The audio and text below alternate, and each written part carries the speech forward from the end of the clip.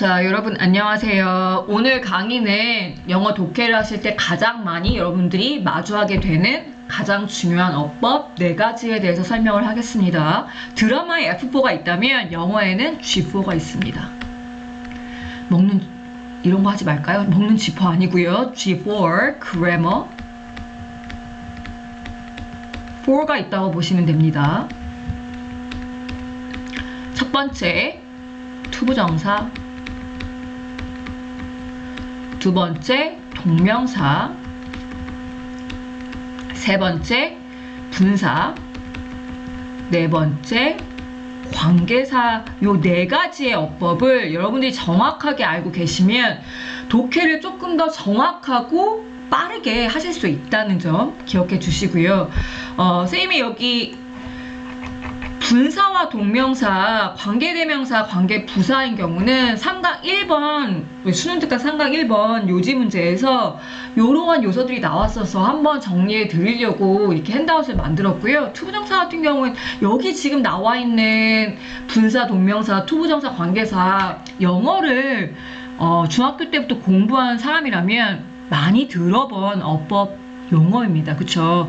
자, 어법이라는 걸 싫어하는 분들도 계시겠지만 이전 수업에서도 얘기했고 지금 얘기한 것처럼 어법을 하는 이유는 단 하나, 독해를 정확하고 빠르게 하기 위함인 걸 마음속에 기억해 주시고요. 그냥 무조건 싫다, 외우기 싫다 이렇게 생각하지 마시고 암기하셔야 되고, 물론 이해를 바탕으로 암기하시고 계속 해석을 하실 때 적용시켜 보도록 노력을 하셔야 됩니다. 그래서 일단 아까 핸드아웃에 없는 투부정사를 먼저 따로 정리를 할게요. 자, G1 투부정사입니다. 자, 어떤 개념을 이해하실 때 수학의 공식과 같은 게 영어에서는 어법이라고 보시면 되고요. 어떤 수학의 공식도 개념을 이해해서 그 이해를 바탕으로 문제를 접근하시잖아요. 마찬가지로 어법도 개념부터 정리하고 설명드리면서 이해를 돕겠습니다. 자, 정의는 용어의 의미를 생각하시면은 조금 더 쉽게 다가올 수 있을 거예요. 이때 부정은 이거 아니야, 내가 그런 거 아니야, 그런 부인, 부정의 의미가 아니라 정해져 있지 않음의 의미라고 보시면 되겠습니다. 그럼 따라서 투부정사는 정해져 있지가 않아요. 뭐가? 자, 품사가, 이 단어가, 투부정사가 쓰인 이 단어가, 품사가 정해져 있지 않은 구라고 보시면 됩니다. 자, 여러분들 투부정사는 어떤 형태예요? to 뒤에 동사의 원형 형태라고 보시면 되죠. 2개 이상의 단어가 모여있기 때문에 하나의 품사 역할을 이제 할 거기 때문에 품사가 정해지지 않는 구를 투부정사라고 한다고 보시면 되겠습니다. 자, 그러면 정해져 있지 않으면 뭔데? 이거 어떤 역할일까요? 3개 중에 하나의 역할을 할 수 있다고 기억하시면 되세요. 자, 영어의 단어의 종류가 8품사라고 해서 8가지가 있죠. 그 중에 투부정사가 할 수 있는 단어의 역할은 3가지가 있습니다. 명사, 형용사, 부사의 역할을 할 수 있다고 생각하시면 되고요. 암기하시면 되고요. 그러면 명사적 역할과 형용사 역할과 부사 역할을 다 할 수 있다는 거니까 우리가 to 다음에 동사가 나와 있는 투부정사를 만났을 때 이 투부정사가 명사인지 형용사인지 부사인지 어떻게 구분을 해야 되겠죠. 왜 구분을 한다고요? 해석 때문에. 해석이 달라지거든요. 그러면 이 투부정사가 명사로 쓰였는지 어떻게 할까요? 명사로 쓰였다는 건 명사 역할을 한다는 거죠. 영어에서 명사 역할을 한다는 것은 주어, 목적어, 보호 자리에 온다는 걸 의미합니다. 주목보 자리에 왔을 때 투부이가, 그렇다면 어디 자리에 온 거지? 주목보 자리는 어디에 오죠? 동사의 앞과 뒤가 주어, 목적어, 보호 자리잖아요. 따라서 투부정사가 주목보 자리에 명사적 용법을 쓰일 때에는 어디에 위치합니까? 동사 앞, 뒤에 위치한다고 생각하시면 됩니다. 그러면 주어 자리에 투부정사가 있네, 동사 앞에 동사 뒤에 이렇게 있네, 그러면 이거 명사적 용법을 쓰였구나 라고 이해하시면 되고요. 그러면 해석이 어떻게 될까요? 자, 명사일 때 우리 3강 1번 요지 파악할 때도 했었죠. 투부정사가 명사적 용법을 쓸 때 명사적 해석은 어떻다? 뭐뭐하는 것이라고 해석하면 됩니다. 투부이하는 것. 이렇게 다시 정리할게요. 투부이하는 것. 자, 계속 반복해서 얘기하죠. 명사로 어떤 것이 해석될 때는 뭐뭐하는 것. 이렇게 해석해 주시면 자연스럽게 해석이 되실 거예요. 그럼 형용사 역할을 할 때는 투부정사가 어떨 때 형용사 역할을 할까요? 형용사는 뭐예요? 명사를 수식하는 거죠. 따라서 투부정사가 명사를 수식하는데 두 단어잖아. 그쵸? 수식하는 어구가 한 단어 딱 짧게 딱 오면 명사 앞에 딱 올 수 있지만 두 단어부터 영어에서는 너무 길어. 수식어고 따위가 길면 안 돼. 이런 느낌이기 때문에 명사를 투부정사가 앞이 아니라 뒤에서 이렇게 수식을 하게 됩니다. 따라서 투부정사가 앞을 봤는데 명사 뒤에 있다. 명사 뒤에 위치하는 경우가 많겠죠. 그쵸? 명사 뒤에서 앞에 있는 명사를 꾸며준다. 이러면 형용사적 용법으로 보시고 일단 그럼 해석은 어떻게 될까요? 형용사는 해석 어떻게 한다고 했어? 투부이하는이라고 했죠. 그래서 투부이하는 이라고 해석하면 되겠죠. 그쵸? 투부이하는 명 이렇게 해석이 될 겁니다. 그럼 부사는 뭘까요? 실제로 여러분들이 보는 수능 독해에 가장 많이 나오는 투부정사의 어떤 역할은 부사라고 보시면 됩니다. 따라서 부사적 용법이 가장 많이 쓰이기 때문에 명사나 형용사보다는 부사가 많이 쓰이니까 일단 부사로 먼저 보시고 해석하는 경우가 많을 텐데요. 그럼 딱 봤을 때 부사인지 어떻게 할 수 있을까요? 사실 명사, 주목보 자리도 아니고 앞에 봤는데 명사도 없어. 투부정사가 앞에 있는 명사 꾸며주는 형용사 역할도 안 쓰였고 이랬을 때 부사적 용법으로 보시면 됩니다. 그러면 부사적 용법일 때 투부정사는 부사가 가지는 의미를 다 가지고 있어요. 사실 어떤 의미를 가질 수 있냐면 부사적 의미가 뭐가 있지? 시간, 이유, 조건, 그쵸? 양보, 결과, 목적 이런 것들이 부사적인 단어들이 갖는 의미잖아요. 이런 의미를 다 가지고 있어요. 사실 투부정사의 부사적 용법 어법집 보시면 이런 의미를 다 가진다라고 나와 있습니다. 그런데 시간인지 조건지 양보인지 결과인지 목적인지 항상 따지기가 어렵잖아요. 그쵸? 쌤이 봤을 때 수능에 가장 많이 나오는 부사적 용법 중에 의미는 두 가지가 있습니다. 근데 이 두 가지를 어떤 식으로 구분할 수 있냐면 문장의 맨 앞에 나와서 컴마 콕 이런 거죠. 투부이 컴마 콕 이렇게 나오거나 아니면 문장의 끝에 투부이가 나와서 마침표 확 찍혀 있으면 한마디로 문장 맨 앞이나 문장 맨 뒤에 대롱대롱 맨 끝에 나왔을 때 이때 투부정사가 거의 부사적 용법이고요. 해석이 어떻게 되냐면 일반적으로는 목적의 의미를 갖는 경우가 많습니다. 투부이 하기 위해서.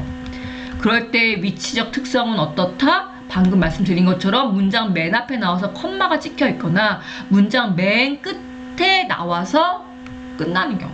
오케이. 자, 또 다른 경우는 투부정사 앞에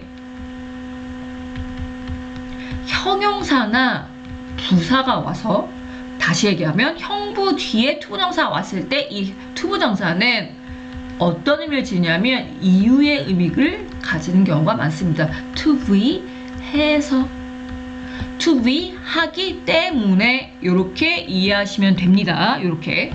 자, 그러면 선생님이 방금 말씀드렸다시피 명사 자리에 주목보 역할 하는 거 아니고 앞에 명사가 있어서 투부정사가 이렇게 뒤에서 꾸며주는 경우 아니면 다 부사적 용법이라 보시면 되고 실제 수능에서 가장 많이 부사적 용법으로 쓰이는 의미는 이렇게 위에서랑 때문에 뭐뭐 훼손한 의미인데, 그런 형태를 가질 때, 이런 의미를 가질 때 위치적 특성이 요렇다라는 거 알아두시면 해석할 때 좀 더 빨리 할 수 있을 것 같다는 생각이 듭니다.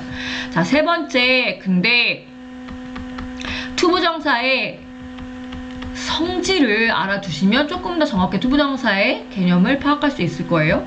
투부정사의 성질은 어떤 성질이 있냐면, 투부정사 어떻게 만들어졌어요? to 다음에 이렇게 동사의 원형을 같이 취하는 거죠. 따라서 투부정사는 어떤 성질을 갖고 있냐면 동사의 성질을 가지고 있습니다. 그럼 여기서 잠깐, 동사의 성질은 뭘 의미하는데요? 여러분의 동사 어때요? 다른 단어, 명사, 뭐 전치사, 접속사, 형용사, 부사와는 달리 동사는 사실 동사라는 단어의 종류가 하나의 문장 성분으로 딱 들어갑니다. 워낙 중요하기 때문이거든요. 그럼 동사의 성질은 뭘 갖고 있다? 첫 번째, 주어가 있죠. 명사나 형용사 이런 건 주어 못 갖잖아. 그쵸? 그 다음에 두 번째, 뒤에 목적어나 보어를 가질 수 있죠. 자, 세 번째 특징, 시제를 가질 수 있습니다. 따라서 투부정사도 같은 성질을 가질 수가 있습니다. 첫 번째, 자, 훨씬 더 자주 볼 수 있는 성질부터 얘기할게요. 첫 번째, 투부정사 뒤에 뭐가 올 수 있다? 투부정사만의 목적어, 보어를 취할 수 있습니다. 투부정사만의 목적어, 보어가 올 수 있다는 말이에요.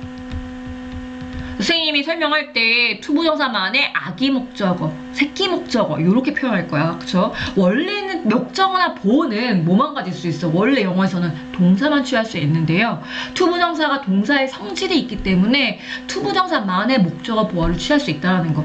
이런 내용은 선생님이 뭐 예를 들어서 어떤 식으로 다음 문장에 투부정사 많이 나오고 있거든요. 여기 보시면 투부정사 나왔지. to 플러스 know라는 투부정사 나왔잖아. 그쵸? to know로 끝나는 게 아니라 to know the right thing 뒤에 요 to 부정사만의 새끼 목적어가 나온다는 거야. 목적어 해석할 때 어떻게 해? 목적어는 해석할 때 을, 르를 붙여서 직독직해 하잖아요. 그쵸? 그럼 해석할 때 올바른, 적절한 것을 하는 것, 요런 의미지. 그치? 앞에 it 나왔으니까 진주어겠네. 그치? So to know the right thing, 그쵸? to do for the planet, 하는 것은, 아는 것은 어렵다. 이렇게 보시면 되죠. 그래서 일단 이렇게 투부정사가 자기만의 목적어나 보어를 취할 수 있다라는 거. 두 번째, 자, 투부정사 뒤에는 이렇게 목적어가 올 수 있고, 투부정사 요 앞에는 뭘 취할 수 있다? 투부정사만의 의미상의 주어. 그냥 주어는 안 되지. 그냥 주어는 동사가 취할 수 있는 거고, 자, 의미상의 주어는 투부정사 앞에 바로 와서 투부정사의 의미적 주어를 가진다는 의미잖아. 그쵸? 근데 투부정사의 의미상 주어는 투부정사 의미적 주어의 형태가 있어. 그냥 띡띡 동사처럼 명사 오는 게 아니라 꼭 for라는 전치사, 물론 가끔 앞에 나오는 단어에 따라서 ove도 올 수 있지만 고등학교 영어에서는 ove가 오는 경우 가지고 문제를 내진 않아요. 그래서 for 명사라고 보시면 됩니다.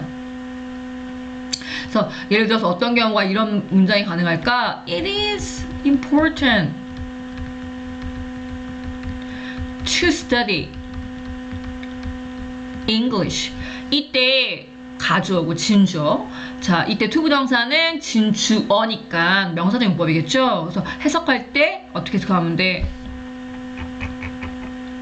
뭐뭐 하는 것이라고 해석하면 되지. 그래서 영어를 공부하는 것, 주어니까 은는이가 것은 중요하다 이렇게 해석하는 거지.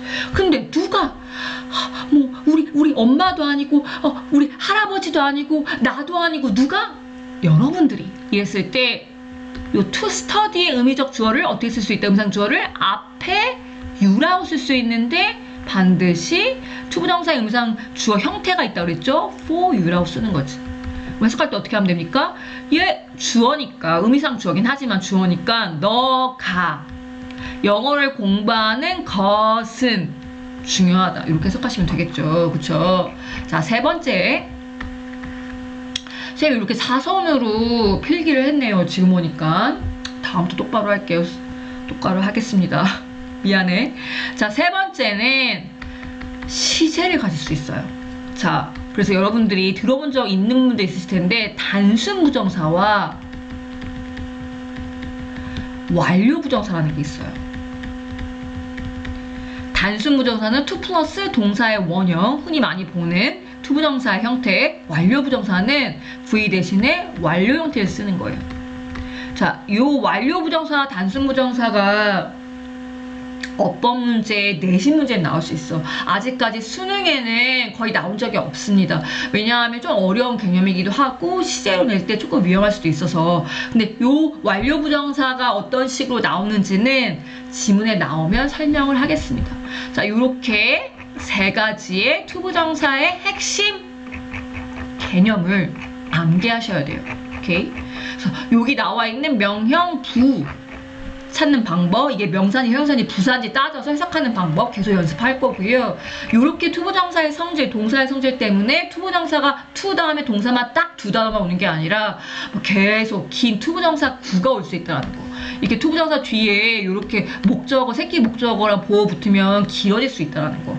그렇게 해서 긴 투부정사 구가 생기는 거고 의미상의 주어 플러스 명사가 가능하다는 거 알아두시면 됩니다. 그리고 여러분 아시죠? to라는 것은 투부정사의 to도 있지만 전치사 to도 있지. 전치사 to는 뒤에 뭐 와야 돼? 반드시 전치사는 명사랑 짝꿍이잖아요. 같이 오니까 전치사 to와 투부정사 to도 구분하실 수 있어야 된다는 거 기억해 주시면 됩니다. 자, 요렇게 G1, grammar 1에 투부정사 했고요.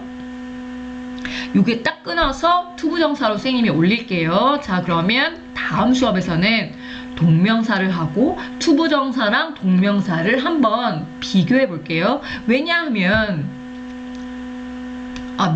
투부정사랑 다음엔 동명사를 할 거고요. 동명사 다음에 분사로 나갈게요.